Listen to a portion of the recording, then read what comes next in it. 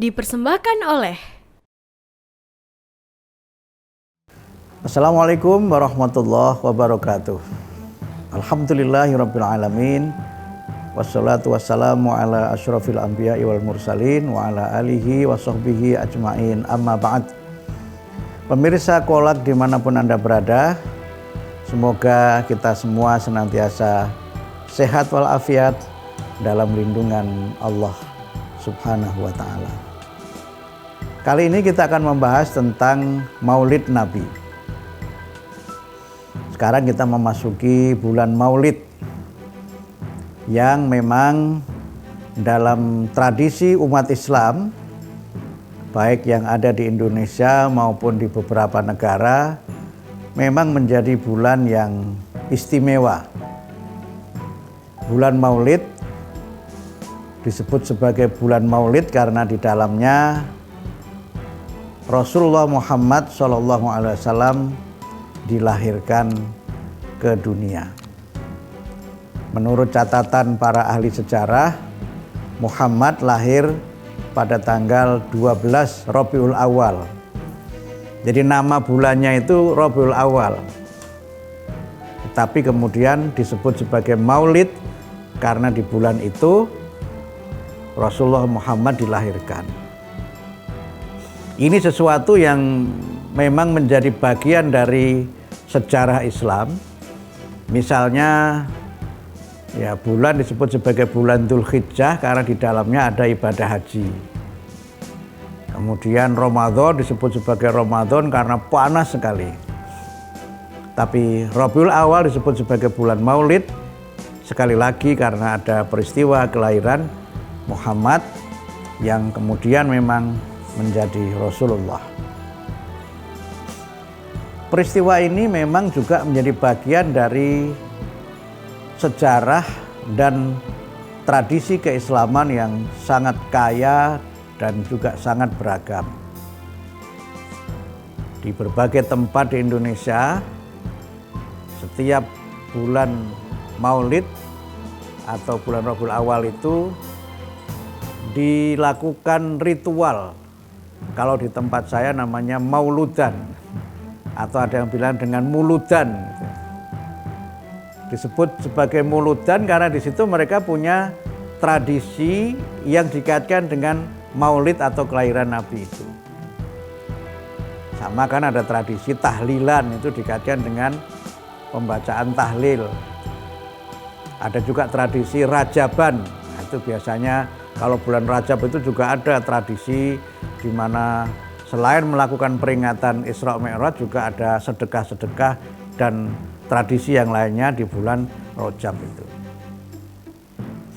Nah, berbagai tradisi itu berkembang di masyarakat.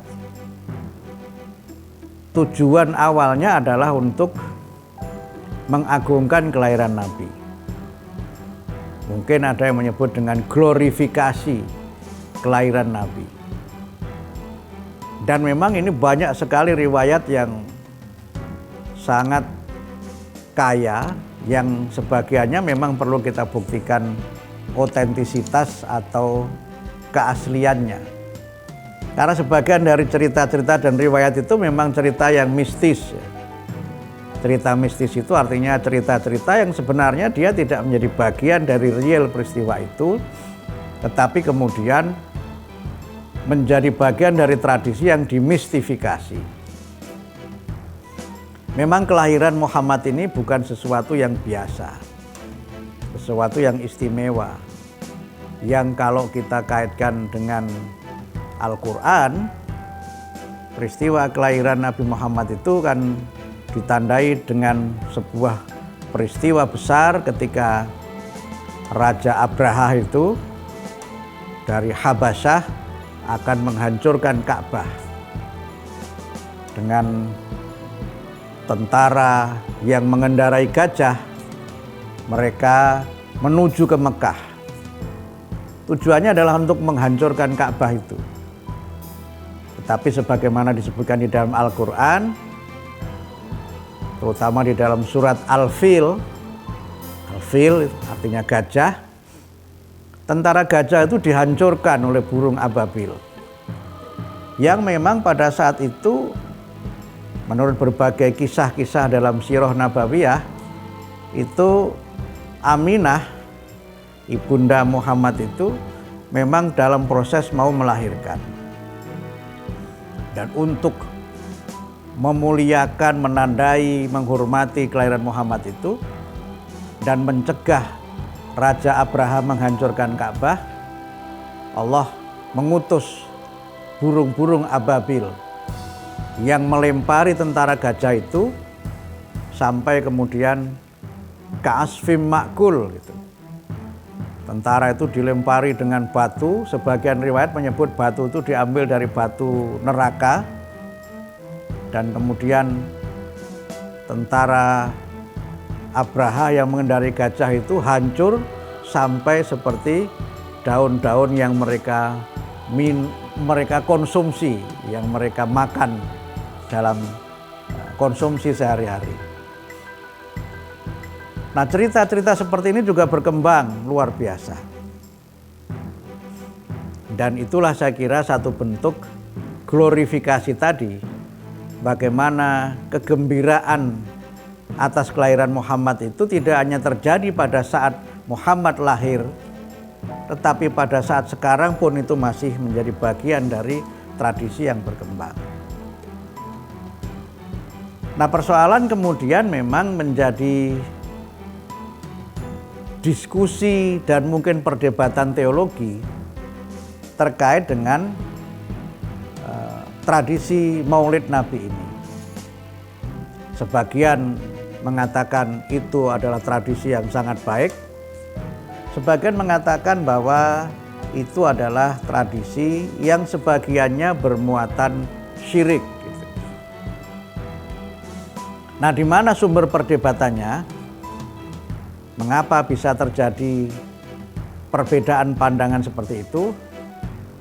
Ya, tentu saja ini dikaitkan dengan bagaimana tradisi itu lahir dan bagaimana tradisi itu dirayakan oleh umat Islam yang merayakannya. Nah, bagaimana perdebatan itu terjadi dan bagaimana kita mencoba melakukan rekonstruksi atas perdebatan itu, nanti kita akan bahas pada segmen yang kedua. Pemirsa Kolak dimanapun Anda berada, sumber perdebatan itu terletak pada bagaimana ritual yang dilaksanakan. Maulid Nabi itu tradisi. Dikatakan tradisi karena sesungguhnya memang tidak ada perintah dari Nabi. Ada dua hadis yang seringkali menjadi referensi dari mereka yang merayakan itu oleh para ahli hadis, dinilai sebagai hadis yang dhaif. Dua hadis itu, yang pertama adalah man azama maulidi kuntu syafi'an lahu yaumal qiyamah. Barang siapa yang mengagungkan hari kelahiranku, maka dia akan mendapatkan syafaat dariku pada hari kiamat. Nah, hadis yang kedua itu menyebutkan man ahabbani kana ma'i fil jannah. Barang siapa yang mencintai aku, maka dia akan menemani aku di surga. Tapi lagi-lagi dua hadis ini oleh para ahli tidak masuk dalam derajat hadis yang sahih. Nah, tapi lepas dari itu, tradisi ini terus berjalan. Mereka yang menyelenggarakan tradisi Maulid Nabi itu memiliki 3 argumen. Argumen yang pertama adalah mereka itu memuliakan Nabi. Memuliakan Nabi. Nah, kemudian yang kedua argumennya adalah mereka ini kan banyak melakukan apa yang diperintahkan oleh Al-Quran, yaitu bersolawat kepada Nabi. Nah, di Quran disebutkan innallaha malaikatahu yusholluna 'alan nabi ya ayyuhalladzina amanu shollu 'alaihi wasallimu taslima. Jadi mereka ini bersolawat kepada Nabi. Masa bersolawat dilarang? Nah, kemudian yang ketiga, sebagian dari mereka ini memang ada yang berharap mendapatkan syafaat, bahkan kemudian mendapatkan karomah. atau berkah dari mereka merayakan Maulid Nabi itu. Makanya ketika sebagian masyarakat melakukan upaya-upaya untuk bagaimana ini bisa terus dilaksanakan, argumen-argumen itulah yang dibangun. Dan memang sebagiannya itu ada yang meyakini ketika mereka itu berdiri, maka kemudian arwah Nabi itu menyapa mereka yang berdiri itu. Makanya pembacaan Maulid dan berbagai hal yang berkaitan dengan peri kehidupan Nabi itu tidak hanya dilaksanakan pada saat bulan Maulid ini, tapi ketika ada orang yang baru lahir itu juga dilakukan pembacaan itu, dan berbagai ritual yang lainnya. Ini argumen kelompok pertama yang menyelenggarakan Maulid. Nah, yang tidak setuju dengan tradisi itu argumennya juga ada 3.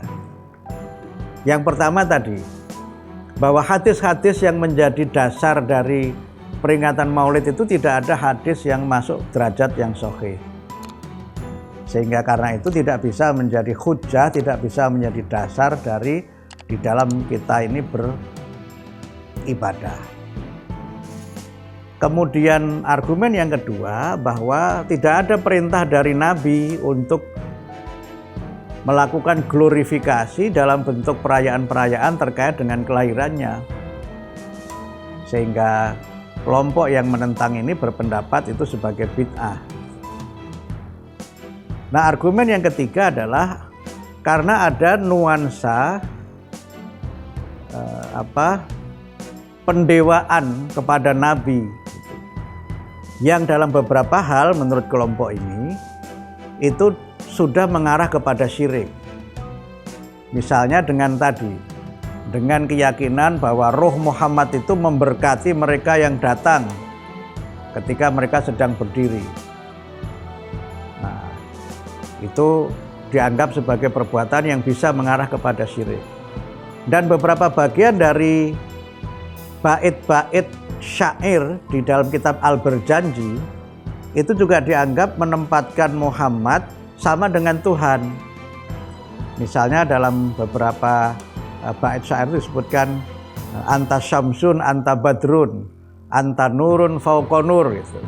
Engkaulah matahari, engkaulah bulan purnama, engkaulah cahaya di atas cahaya. Nah, ungkapan cahaya di atas cahaya itu kan dianggap sebagai menyamai Allah sebagai Tuhan, yang di dalam surat An-Nur itu disebutkan sebagai nurun ala nur gitu kan. Allah itu adalah cahaya di atas cahaya. Jadi kalau kemudian ada ungkapan di dalam syair-syair berjanji yang isinya sama dengan Quran, yang nurun ala nur itu sebenarnya menunjuknya kepada Allah, di sini menunjuknya kepada Muhammad, kan berarti menyamakan Muhammad dengan Allah sebagai Tuhan. Nah, bagaimana kemudian pandangan Muhammadiyah? Nah, ini kan tadi kelompok yang menentang dan yang melaksanakan. Dalam pandangan Muhammadiyah, tentu saja sebagai umat Islam, kita memang harus menghormati Nabi Muhammad.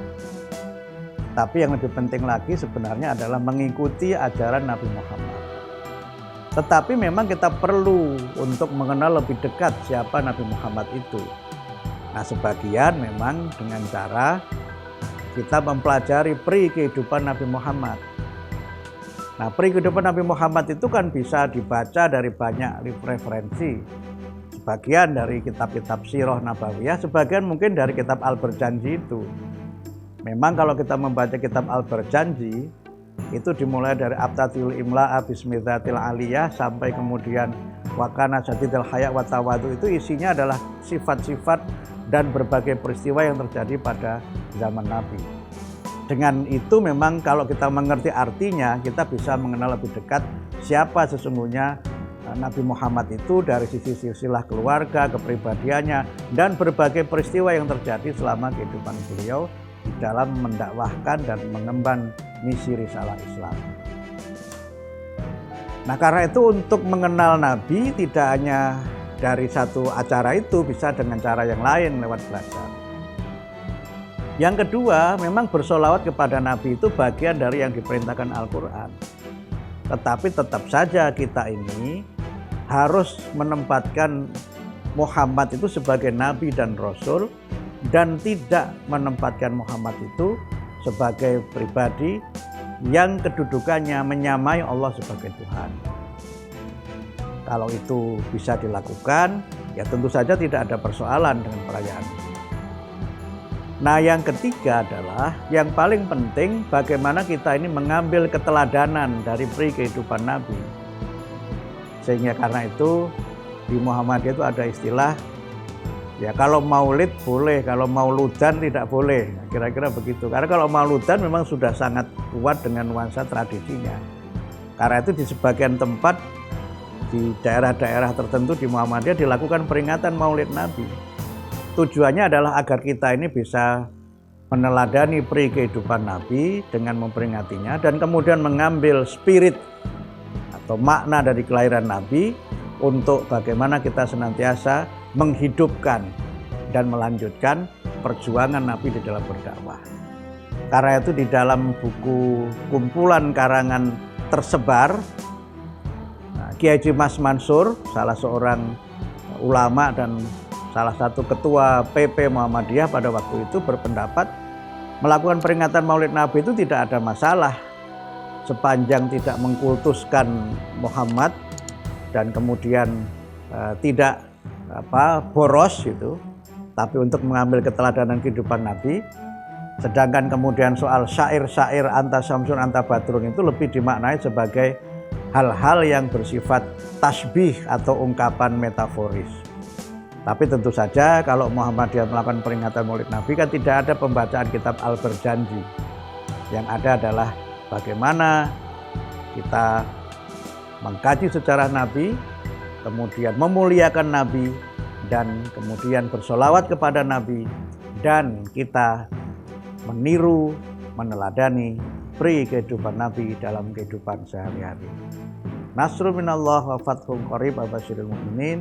Wassalamualaikum warahmatullahi wabarakatuh.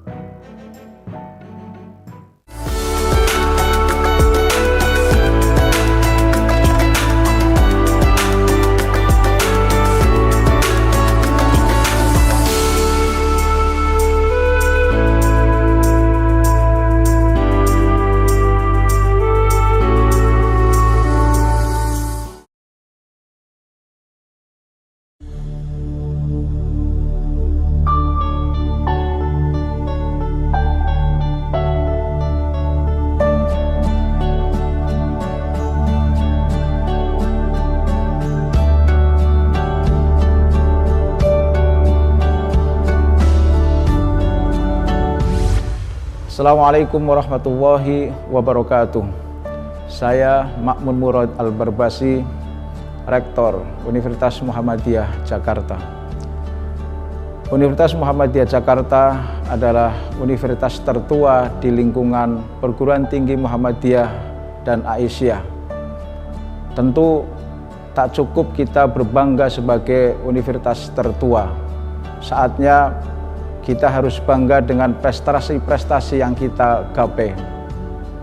Tidak mudah memang, namun dengan kerja cerdas, kerja keras, kerja profesional, dan kerja ikhlas, insya Allah kita mampu menggapainya, menggapai kebanggaan dengan prestasi. Terima kasih. Assalamualaikum warahmatullahi wabarakatuh. Universitas Muhammadiyah Jakarta hadir sebagai perguruan tinggi swasta yang konsisten, mencetak generasi unggul di masa depan.